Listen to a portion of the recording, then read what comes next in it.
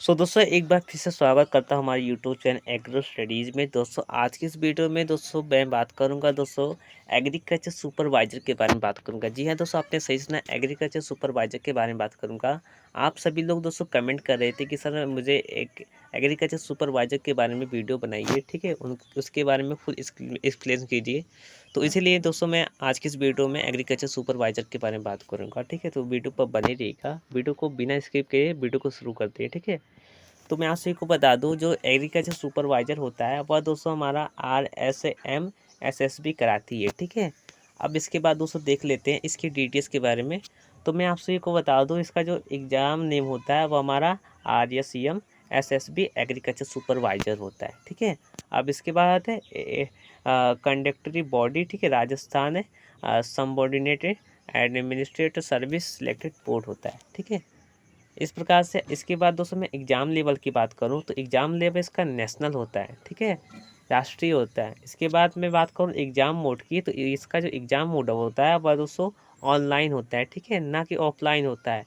इसका ऑफलाइन नहीं होता है, जबकि दोस्तों जो पशु चिकित्सा सहायक जो भर्ती होती है उसका एग्ज़ाम ऑफलाइन होता है। वो उसका एग्ज़ाम दोस्तों आपका मेरिट बेस पर हो जाता है। परंतु इसमें दोस्तों एग्रीकल्चर सुपरवाइज़र में इसका एग्ज़ाम ऑनलाइन होता है, यानी आपको एग्ज़ाम देना पड़ता है, ठीक है। तो उसमें दोस्तों हार्ड भी क्वेश्चन आते हैं, बहुत ही अच्छे क्वेश्चन आते हैं आप लोगों को, ठीक है। इसके बाद मैं बात करूँ, जो एग्ज़ाम होता है उसका दोस्तों जो पेपर टाइप होता है वह इंग्लिश और हिंदी दोनों टाइप का होता है। आपको चॉइस करना होता है, ठीक है, जो मन करे जो आपको करना होता है, ठीक है। इसके बाद मैं एज लिमिट की बात करूँ तो दोस्तों एज लिमिट आपका 18 से 40 वर्ष होना चाहिए एज लिमिट, ठीक है। इससे अधिक या फिर इससे कम आपको नहीं होना चाहिए। इसके बाद दोस्तों एजुकेशनल क्वालिफिकेशन की बात करूं तो दोस्तों आपको एजुकेशनल क्वालिफिकेशन में बैचलर डिग्री इस एनी एग्रीकल्चर स्ट्रीम से होना चाहिए, ठीक है। मैं आप सभी को बता दूं कि क्लास 12 एग्रीकल्चर वाले भी इसमें एलिजिबल हो जाते हैं, ठीक है, एग्रीकल्चर सुपरवाइज़र में। परंतु दोस्तों मैं आप सभी को बता दूँ, अधिकतर जो पोस्ट निकलती है, ठीक है, RSMMB की, ठीक है, तो उसकी दोस्तों जो एग्रीकल्चर सुपरवाइज़र की जो पोस्ट निकलती है उसमें दोस्तों bachelor degree and any agriculture में मांगा जाता है। मैं बता दूं कि यदि आप BSc एग्रीकल्चर या फिर BSc हॉनर्स एग्रीकल्चर कर रहे हैं, BSc हॉर्टिकल्चर कर रहे हैं, ठीक है, BSc फिशरी कर रहे हैं, या फिर BSc सॉइल साइंस कर रहे हैं, तो आप दोस्तों इसमें एलिजिबल हो जाते हैं।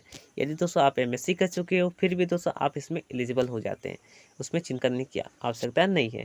इसके बाद एग्ज़ाम फ़ी की बात करूँ तो दोस्तों एग्ज़ाम फ़ी दोस्तों आपका एप्लीकेशन फॉर्म का फ़ीस लगता है। अब इसका जो फ़ी लगता है जनरल और OBC का 450 रुपया होता है। इसके बाद मैं बात करूँ और OBC, ठीक है, यानी OBD की बात करूँ, नॉन क्लेमी लेयर की बात करूँ तो इसमें 350 रुपया लगता है। ST और ST का 250 रुपया लगता है। अब ऑफिशियल वेबसाइट दोस्तों आप सभी लोग देख लीजिएगा, ठीक है। ऑफिशियल वेबसाइट क्या है हमारा, और हमारा कुछ इस प्रकार से है, आप लोग नोट कर लीजिएगा, ठीक है।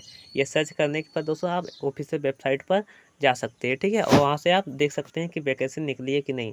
इसके बाद दोस्तों एजुकेशनल क्वालिफिकेशन तो मैं आप सभी को बता ही दिया हूँ कि एजुकेशनल क्वालिफिकेशन में आपको BSc इन एग्रीकल्चर होना चाहिए, कोई भी स्ट्रीम से, ठीक है। अब चाहे हॉर्टिकल्चर, चाहे फिर सॉइल साइंस या फिर एग्रीकल्चर, कोई भी हो, ठीक है। अब इसके बाद दोस्तों देख लेते हैं। अब मैं बता दूं, candidates out need to have a BSc degree in agriculture और BSc honours in agriculture degree. मैं आप सभी को बता दूं कि पहले ही मैं आप सभी को बता दिया हूँ कि BSc एग्रीकल्चर और BSc हॉनर्स एग्रीकल्चर इसमें एलिजिबल भी हो जाते हैं, ठीक है। BSc एग्रीकल्चर और BSc हॉनर्स एग्रीकल्चर होते हैं इसमें, ठीक है। इसके बाद दोस्तों देख लेते हैं। अब मैं एज लिमिट की बात करूँ तो एज लिमिट आपको मैं बता ही दिया हूँ कि इसका जो एज होता है वह दोस्तों 18 से 40 वर्ष तक होता है, ठीक है, इससे ना कम होता है ना इससे अधिक होता है। इसके बाद दोस्तों देख लेते हैं पार्टिकुलर डिटेल्स के बारे में। तो दोस्तों फीमेल जो कैंडिडेट्स होती है, ठीक है, ऑफ द जनरल कैटेगरी, ठीक है, यह दोस्तों 5 साल के लिए पार्टिकुलर मतलब कि पार्टिकुलर्स होती है, ठीक है। और जो कि दोस्तों जो male candidates of the EWS category के होते हैं ये भी दोस्तों 5 साल के होते हैं, ठीक है। इनका दोस्तों पार्टिकुलर्स 5 साल का ही होता है। इसके बाद SC ST OBC male candidate of Rajasthan के, यह भी दोस्तों 5 ईयर्स ऑन ऊपर एज लिमिट, ठीक है, यानी कि 5 साल से ऊपर एज लिमिट भी हो जाता है, ठीक है। इस प्रकार से अब मैं दोस्तों बता दूं NCC इंस्ट्रक्टर, यानी कि आप NCC ले चुके हो, ठीक है, NCC आपके पास है तो आप 3 साल भी ऊपर हो सकते हैं। अब EX सर्विस मैन है तो आप 10 वर्ष तक भी हो सकते हैं, ठीक है, इस प्रकार से। अब इसके बाद दोस्तों मैं बता दूं इसका एक्सपीरियंस 2022 की मैं बता दूं वर्क एक्सपीरियंस के बारे में। There is no there is not any prior experience required for the post RSMSSB, ठीक है, agriculture supervisor, as the minimum age limit for appearing in the examination is 18। However candidates should need to have piece of knowledge of agriculture related subject. मैं आपसे को बता दूं, इसमें experience नहीं मांगा जाता है, ठीक है। इसमें एग्जामिनेशन में दोस्तों बैठने के लिए आपको 18 वर्ष कंप्लीट होने चाहिए और कुछ नहीं, ठीक है, इस प्रकार से। अब मैं बता दूं दोस्तों, इसकी जो एग्ज़ाम जो कंडक्ट कराती है, ठीक है, रिलेवेंट लिंक्स के बारे में बात करूँ तो RSMSSB JE होता है, ठीक है। RSMSSB एंटिटी टीचर एग्ज़ाम होता है। इसके साथ ही साथ है RSMSSB, ठीक है, LDC एग्ज़ाम भी होता है, ठीक है, इस प्रकार से। और महिला सुपरवाइज़र भी होता है, ठीक है, एग्रीकल्चर सुपरवाइज़र महिला सुपरवाइज़र होती है, ठीक है, इस प्रकार से। लैब असिस्टेंट का भी वैकेंसी निकलती है, ठीक है। लैब टेक्निकल एग्ज़ाम का भी होता है, नेशनलिटी का भी होता है, ठीक है, इस प्रकार से।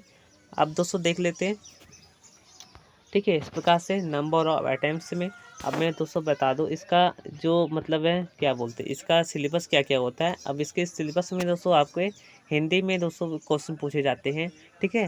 प्राचीन इतिहास के क्वेश्चन पूछे जाते हैं, ठीक है। सिंधु सभ्यता, ठीक है, और सिंधु सभ्यता के साथ साथ बौद्ध धर्म, जैन धर्म आदि भी पूछे जाते हैं, ठीक है। हड़प्पा की सभ्यता भी पूछे जाते हैं इस एग्जाम में, ठीक है। अब मैं दोस्तों सिलेबस में आपको बता दूंगा, चिंता करने की आवश्यकता नहीं है, ठीक है। कमेंट कीजिएगा, मैं आपको सिलेबस भी बता दूंगा, ठीक है, कौन कौन से सिलेबस पूछे जाते हैं, फुल एक्सप्लेन करवा दूंगा। तो दोस्तों आशा करता हूँ वीडियो पसंद आया होगा दोस्तों। और कुछ जानकारी जानना चाहते हो तो कमेंट कीजिएगा, मैं उस जानकारी को दोस्तों जवाब करने के लिए, देने के लिए तत्पर जरूर रहूँगा, ठीक है दोस्तों, धन्यवाद।